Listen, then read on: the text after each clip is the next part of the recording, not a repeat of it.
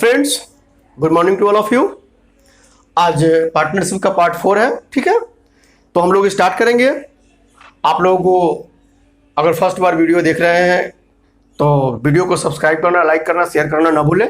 कृपया जरूर सब्सक्राइब करें, इसको आगे बढ़ाने में मदद करें हमको।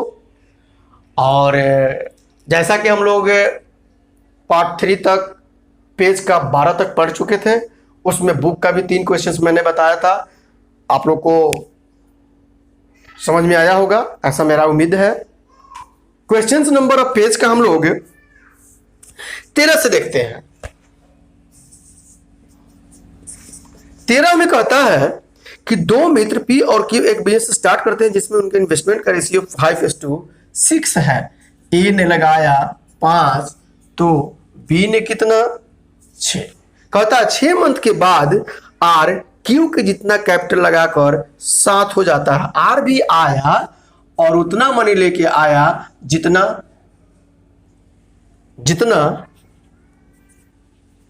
क्यू, ठीक है, पी क्यू। और कहता है यदि वर्ष के अंत में आर आया 6 महीने के बाद, अब वर्ष के अंत की बात कर रहा है, तो वर्ष के अंत की बात कर रहा है, इसका मतलब ये 12 महीना, ये भी 12 महीना अपना टाइम देगा। ये तो 6 महीने देगा। क्यों 6 महीना? क्योंकि 6 महीने के बाद आया था। अतः अगर हम लोग बात करें 12 से काटेंगे तो ये 5 बार में, यह 12 से काटेंगे तो ये 6 बार में, ये 12 से काटेंगे तो 3 बार में। तो ये इन्वेस्टमेंट का भी रेशियो है, प्रॉफिट का भी रेशियो। लेकिन क्या कहता है कि यदि इस बिजनेस से टोटल 20%, टोटल इन्वेस्टमेंट का 20% लाभ हुआ है, जो कि 98,000 रुपए के बराबर है। अर्थात 6 5 11 3 14 का 20% लाभ हुआ है, जो कि कितना हजार के बराबर है? 98,000 के बराबर है, ठीक है। तो अगर हम काटे 5 से कट जाएगा, 14 7 98, 7,000। 1 का वैल्यू 7 5 35। अब आपसे क्या पूछता है? आर का, तो 3 का वैल्यू 1,05,000। क्लियर है ये? क्वेश्चन नंबर 14 देखेंगे हम लोग। 14 में कहता है कि ए और बी एक बिजनेस स्टार्ट करते हैं जिसमें उनके इन्वेस्टमेंट का रेशियो 3:2 है। ए अगर 3 लगाता है तो बी उसमें कितना 2 लगाता है। आगे क्या कहता है? यदि टोटल प्रॉफिट का 5% चैरिटी को जाता है और ए का शेयर 855 रुपया हो तो टोटल प्रॉफिट बताए। जब भी अगर प्रॉफिट परसेंटेज की चर्चा करें कि अगर जितना भी प्रॉफिट हुआ है उसका कुछ परसेंट निकाल के हमने किसी चैरिटी में, दान में या कहीं भी दे दिया, और जो शेष बचता है उसमें उनके इन्वेस्टमेंट के अनुसार डिस्ट्रीब्यूट करना है। ऐसे कंडीशंस में हमेशा 2 चीज याद रखिए। जब परसेंटेज में प्रॉफिट का लेन देन करे, it means you have to take the total profit as 100 के रूप में लेना है। और जब कोई फ्रैक्शंस के बारे में बात करे तो नीचे वाला लेना है। जैसे मान लीजिए इस क्वेश्चन पर रहता कि टोटल प्रॉफिट का 1/15 चैरिटी को दिया गया, तो आपको यहां पर टोटल प्रॉफिट 15 मानना चाहिए। यदि कह रहा इसमें 5% की चर्चा किया, इट मीन्स टोटल प्रॉफिट आप मान लीजिए 100। अब इसमें 5% निकल गया, बचा कितना 95। इस 95 में ये दोनों अपने में डिस्ट्रीब्यूट करेंगे। तो दोनों अगर डिस्ट्रीब्यूट करते हैं, मान लीजिए 95 मान के चलते हैं, तो यहाँ 5 और रियल में कितना 95। 1 का वैल्यू 19, 3 का वैल्यू 57। तब भी ए को कितना मिलता? 57 मिलता। रियल में कितना मिला है? 855 कह रहा है, तो 57 का वैल्यू 855। 1 का वैल्यू निकालिएगा, मेरे ख्याल से 15 आएगा। टोटल आपसे पूछा है 15 7 5 15 55, ठीक है। तो आपसे क्या पूछा है? Total profit. टोटल प्रॉफिट क्या माने हैं यार? 100 माने हैं। 100 का वैल्यू 1500 मिलेगा, फ्रैक्शन वाला भी मिलेगा, टेंशन नहीं लेना। नेक्स्ट क्वेश्चन 15 में कहता है कि दो मित्र ए और बी क्रमशः 50,000 और 70,000। ए ने 50,000 लगाया और बी ने 70,000 लगाया। और उनमें यह एग्रीमेंट हुई, सहमति व्यक्त हुई। क्या सहमति व्यक्त हुई? कि टोटल प्रॉफिट का 70% इक्वली, बराबर बराबर बांटा जाएगा। क्या किसी को ज्यादा मिलेगा? कभी नहीं मिलेगा ज्यादा। जब 70% बराबर बराबर बांटा गया, इसका मतलब अभी 30% है। इस पर विचार करने की जरूरत है। शेष प्रॉफिट इन्वेस्टमेंट के रेशियो में डिस्ट्रीब्यूट की जाएगी। इस प्रकार एक को दूसरे से 90 रुपया अधिक मिला। ये 90 रुपया कितना पर? 30% या 70%? तो 30% पर। याद रहे, बस ये बन जाएगा इतना ही पर। तो यहां रेशियो इनका कितना मिला? 5:7, अर्थात बी को यहां पर ए से 2 अधिक, रियल में 90 अधिक, एक का वैल्यू 45। तो दोनों रुपया बांटा कितना? 7×5 12, 12×5 60, बरचौक 48 और 6।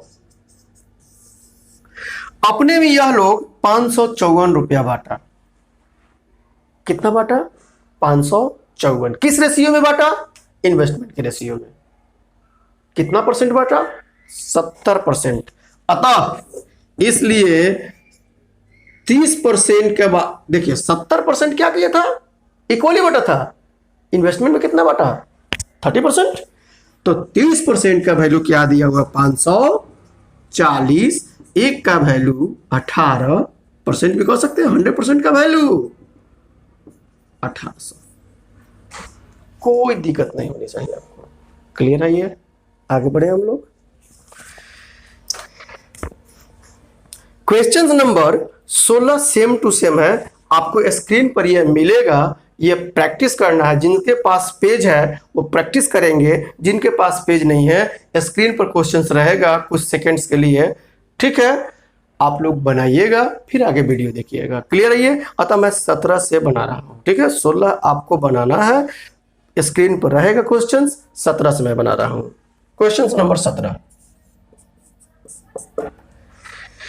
ए, बी और सी मिलकर एक बिजनेस स्टार्ट करते हैं। ए टोटल प्रॉफिट का 2/5 प्राप्त करता है। देखिए ए टोटल प्रॉफिट का, देखिए यहाँ 2/5 कह रहा है। It means you have to take the total profit as 5।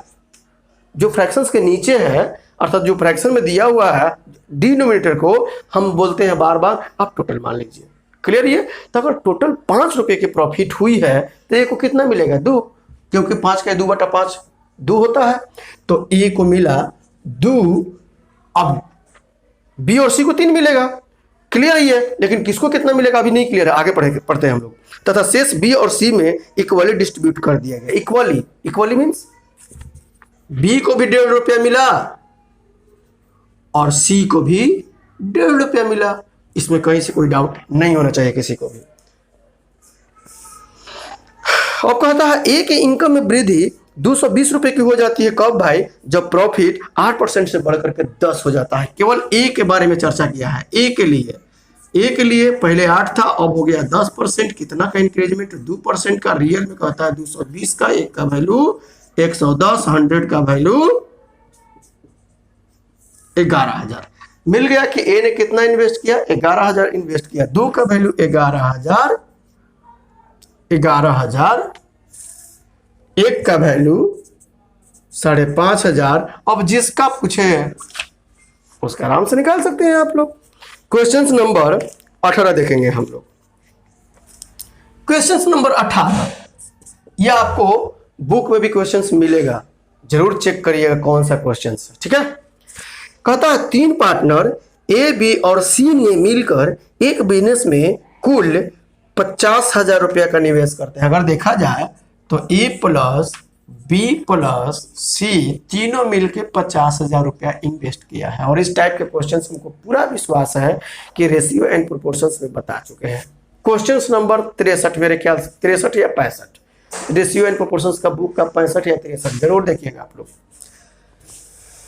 यदि ए ने बी से 4,000 अधिक और बी ने सी से, देखिए ए ने बी से, क्या कहता है? ए ने बी, ऐसे लिखने की जरूरत नहीं थी लेकिन आपको समझाना है। ए ने बी से 4,000 अधिक, कोई दिक्कत नहीं, और बी ने सी से 5,000 अधिक।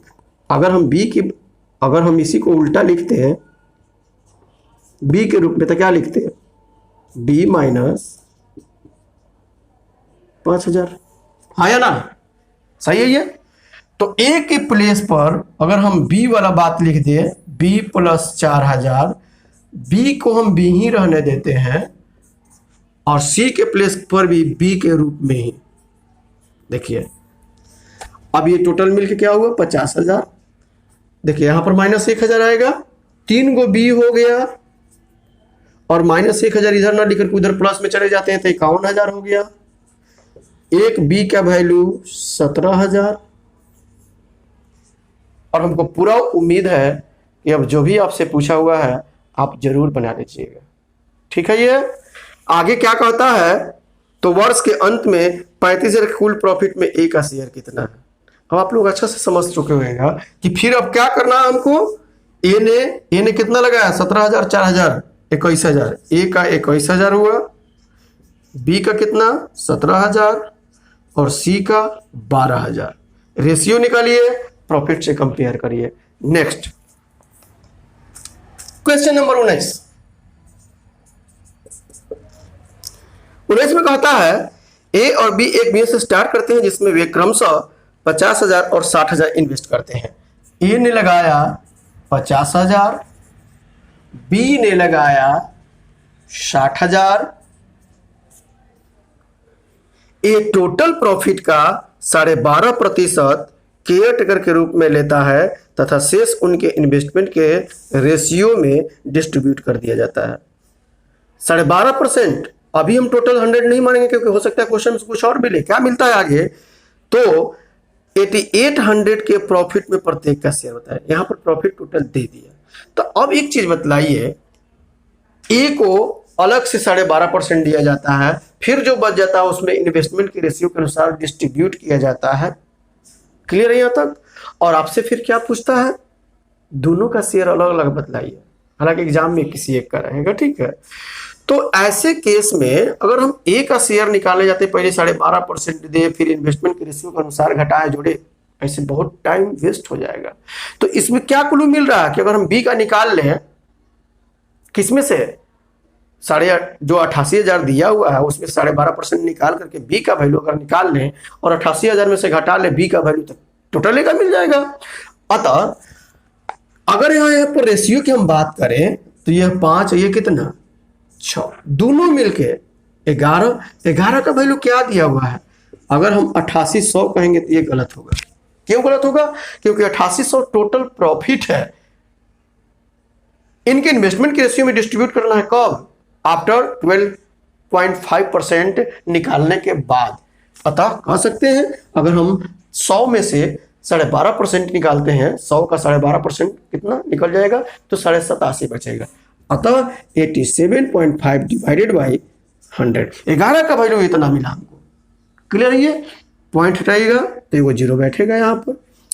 इसलिए एक का वैल्यू देखिए हम डायरेक्टली काट रहे हैं यहाँ पर। अब 11 8 88 800 हुआ, 2 को 0 काट दिए, ये भी खत्म। 4 से ये 5 बार में इसको काटिए, 1 3 37 7 5 35 50 25, अर्थात एक का वैल्यू मिलेगा 5 का 20 17 चौका 68, 700 रुपया मिला। एक बराबर कितना 700। तो बी का वैल्यू 6 दिया हुआ है, 6 का वैल्यू 4200, अर्थात ए का शेयर 4200 और टोटल था 8800। 4200 घटाएंगे 8800 में तो 4600, इसलिए ए का शेयर कितना 4600। क्लियर। नेक्स्ट क्वेश्चन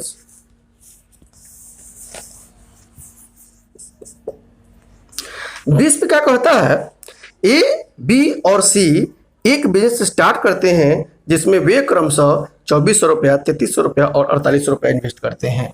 ए ने लगाया 2400 रुपया, बी ने लगाया 3300 और सी ने लगाया 4800 रुपया। अब क्या कहता है, एक वर्ष के अंत में ए टोटल प्रॉफिट का 1/8 बिजनेस के देखभाल के रूप में और शेष प्रॉफिट को उनके इन्वेस्टमेंट के रूप में डिस्ट्रीब्यूट किया जाता है। इन्वेस्टमेंट के रेशियो के अनुसार डिस्ट्रीब्यूट किया जाता है। यदि ए को टोटल 390 रुपया प्राप्त हुआ हो तो टोटल प्रॉफिट बताइए। फ्रैक्शंस आ गया 1/8। क्या माने टोटल प्रॉफिट? 8 मान ले, मानना ही चाहिए, बार बार बोलते हैं। तो चलिए टोटल प्रॉफिट हम 8 मान लिए, इसमें से 1 रुपया निकाल के बचा 7, ए को दे दिया गया ऑलरेडी, ए ले लिया 1 रुपया। अब हम 2 को 0 काटते हैं, 3 से काटते हैं 8, 11, 16। अब ये जो होगा, जो 7 बच गया है वो किसके अनुसार डिस्ट्रीब्यूट किया जाएगा? इनके इन्वेस्टमेंट के अनुसार। तो देखिएगा 16, 11 कितना हो गया आपका? जोड़ के देख लीजिए, 19, 1 20, 15 35। 35 का वैल्यू अगर 7, तो 1 का वैल्यू 1/5 कहेंगे, तो 8 का वैल्यू, अब 8 ही का क्यों बता रहे हैं, 8/5, या इसको हम लोग 1.6 कह सकते हैं। ठीक है, ये 8 ही का वैल्यू क्यों? क्योंकि ए का वैल्यू इसलिए निकाल रहे हैं कि यहाँ पर टोटल प्रॉफिट ए का दिया हुआ है, अर्थात 390 रुपया टोटल प्रॉफिट मिला हुआ है इसको। कितना में? तो 8 में। तो जब 8 रुपया माने थे, टोटल प्रॉफिट 8 रुपया माने थे, तो ए को कितना लाभ? पहले 1 रुपया और फिर 1.6 है। इसलिए ए का टोटल लाभ 1 रुपया और 1.6, 1 + 1.6 बराबर 2.6, और रियल में कितना? 390। 1 का वैल्यू अगर निकालने जाइएगा आप लोग, क्या मिलेगा? मेरे ख्याल से 150, 15 छक्का 90, 15 दूनी 30 और 9, यस 150 मिलेगा। और आपसे टोटल प्रॉफिट पूछता है, तो 8 माने थे आप, तो 8 का वैल्यू 15/8 20। क्लियर है? होना भी चाहिए क्लियर। नेक्स्ट क्वेश्चंस अब हम लोग पार्ट 4 में देखेंगे। थैंक्स। वीडियो को सब्सक्राइब लाइक करना ना भूलें।